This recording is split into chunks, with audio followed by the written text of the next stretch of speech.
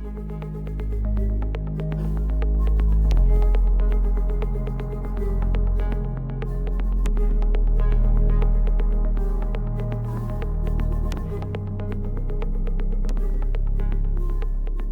everyone. Thank you for joining us today. Let me share my screen real quick. Okay, you should be able to see my PHP running window. Today, we're going to talk about Firebase and a few things that it can do for you. So Firebase is part of Google's cloud service. It's a platform that many people use for web applications and even more often for mobile applications. Platform as in it provides an option to host your database. They provide a REST API to access your data and everything. And so today we're not going to work with their databases, but we're going to show you how to authenticate your PHP Runner and ASP.NET project, how to authenticate your users based on users stored in Firebase. And we will also take it one step further and do two-factor authentication as well. And I will show you how to set this up in Firebase and Google Cloud. So you may think about this tutorial as something, create some sort of custom authentication that is not based on a database or Active Directory. Maybe it's some security provider that is not available in our software yet, but no, they like you want to use it. And if they provide an API that allows you to check username and password, that you can make it work in your PHP Runner and ASP.NET application. So enough talking, let me show you how it works and we'll proceed from there. You can see that this is a small project, but it uses a whole lot of files, more than 2,000. That's because we use PHP library that allows to create users in Firebase programmatically. So it is not a requirement for the main part of the tutorial. It's just something that our customer asked us to implement. And the idea is if they already have like a bunch of users, like thousands of users in their local MySQL database, and they want to transfer them to Firebase. And since Firebase do not have import capabilities, or I'm not aware of that. I mean, I'm talking about the users, not about the data, but users. So we implemented that kind of functionality. So that will be the last part of the tutorial. So I click View in Browser right here. Okay, it's still logged in. I log out and click Login again.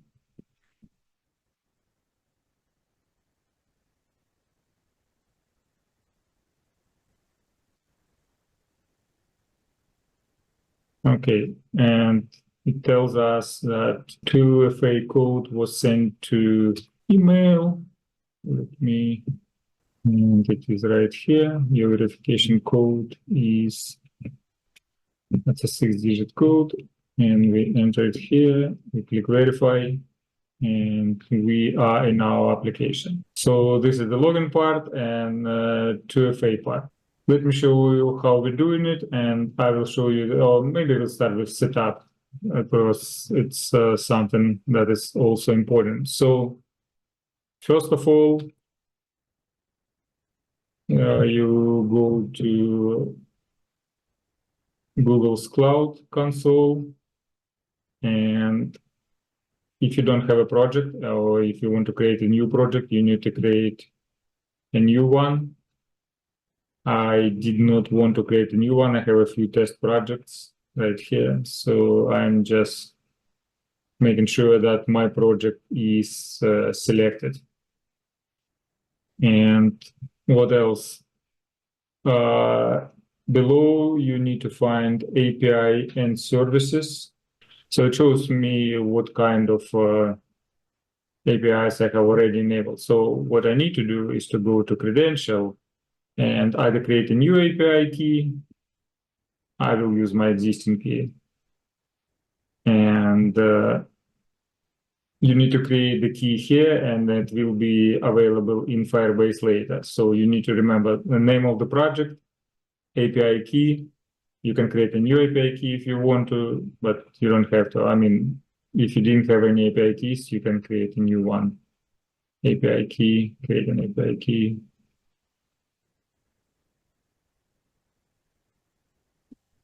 That's your API key, but we're going to use the first one.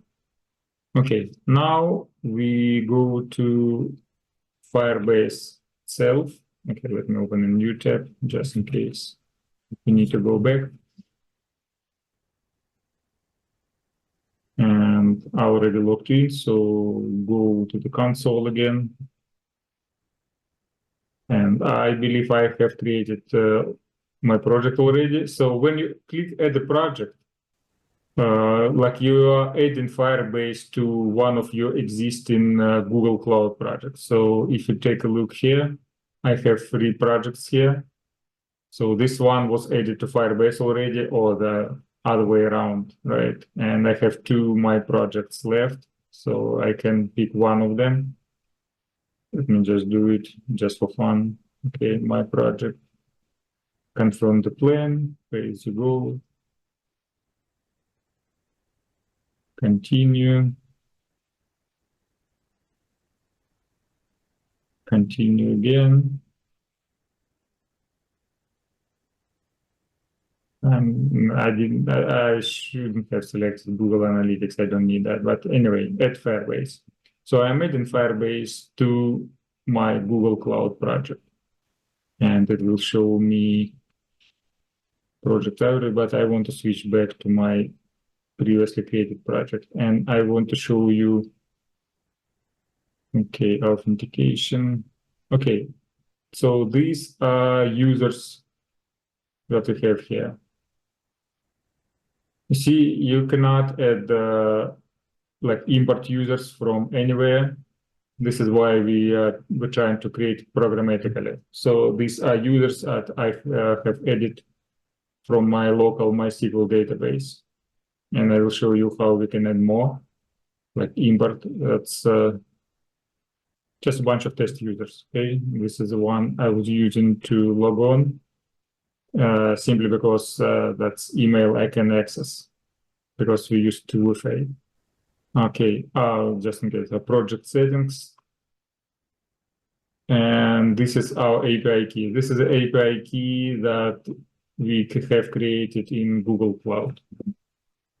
Okay, this part makes sense. So we use this key in our project.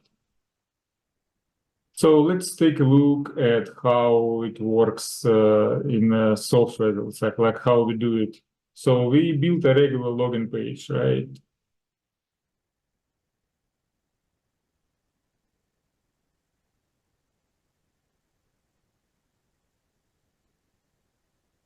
Right here, that's a regular login page.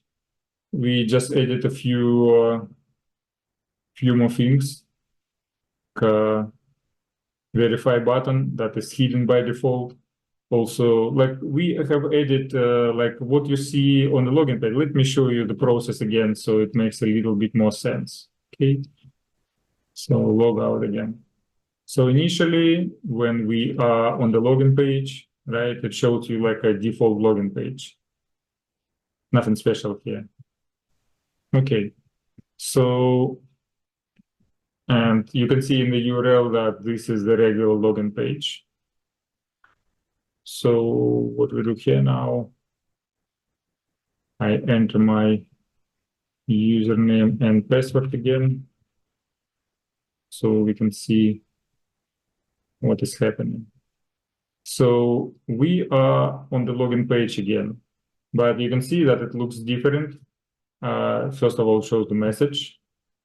Then it shows us that we need to enter 2FA code, and there is a verify and resend button. So it's just the same login page. That just looks different because in this mode we have hidden the regular login page controls and displayed our custom controls, like these ones. So let me log in again. Here's my code.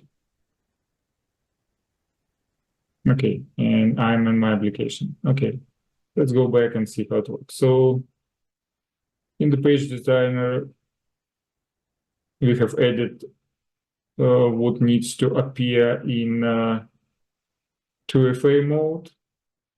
Enter code, code error. If you enter like incorrect code, you will see it here. Replace and the buttons like verify and resend. They are also hidden by default. So we doing that, we deciding on what we need to show and what we need to hide in our, I believe it's before display event. Yeah, right here. So this thing, session of, okay, let me make it slightly bigger so you can see it. This variable tells us if we are in 2FA mode or not. So when we send an email with the code, we save that the code in a session variable. And if this variable is not set, that means we are not in this mode. So we hide 2FA controls that we do not need. Verify button, resend button, whether to enter the code, and some sort of error message. Oh, that's a label, and that's the text box themselves. And otherwise, we hide regular login page controls. So this part is easy. So what is a little bit more interesting is what we do in how do we actually authenticate our users. So with this my test API keys, I mean all of them are test APIs. So what we're doing here, and before login event happens when user enters username password and clicks sign in button, and this event is executed. So what we want to do here is we prepare HTTP post request,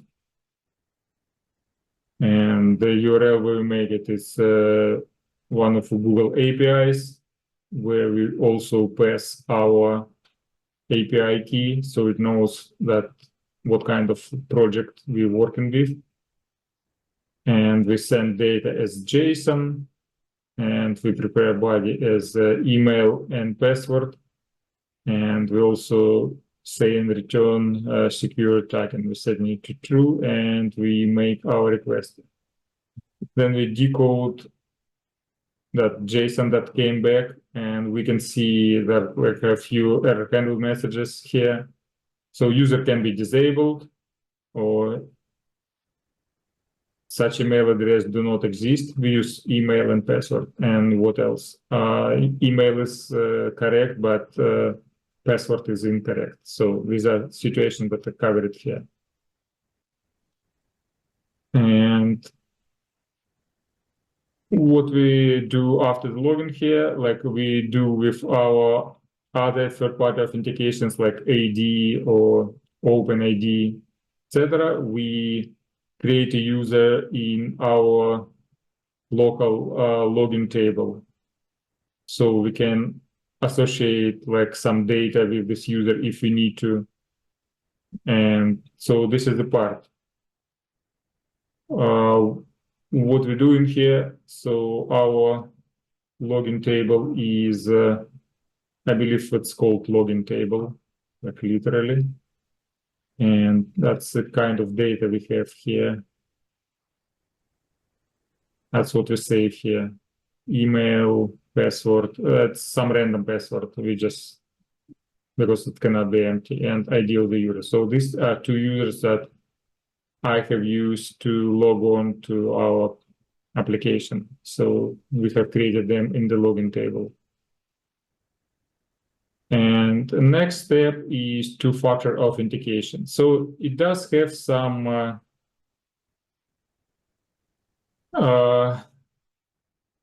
functions that are not documented because we didn't think that someone would need to, perform custom two-factor authentication. So this is why these functions were not defined in the manual. So default security providers as they appear on this screen. So it's a database, and it can be any of these providers. But right now we use just database, but it doesn't matter really here right now. In our case, we just need to populate it with something in this field. So if authentication was successful, because if it was not successful, we do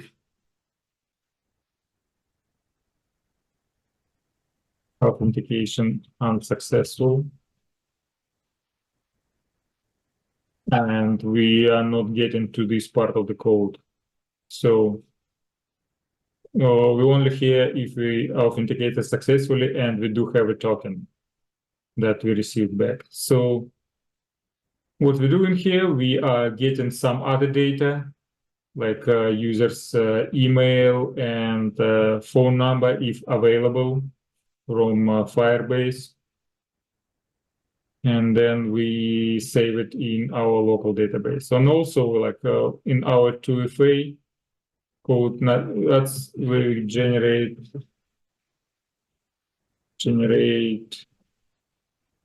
random 6-digit code. That's what we do here. We save it in a session variable, and we create provisional session. So what it means is that we do have a session. So otherwise we will not be able to access this session variable with the code. But this provisional session, they do not have an option to access any of the pages. Let me show you what it means in the application. So I log out again. And I try to log in again, and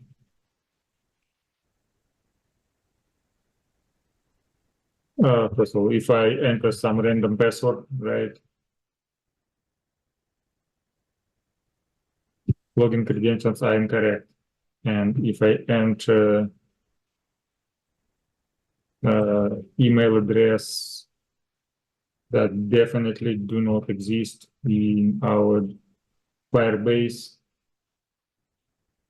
that's the same. Okay. I thought that would be slightly different, like email incorrect. Maybe, I don't know. Anyway, so I'm trying to log on, entering correct credentials. And I enter my password.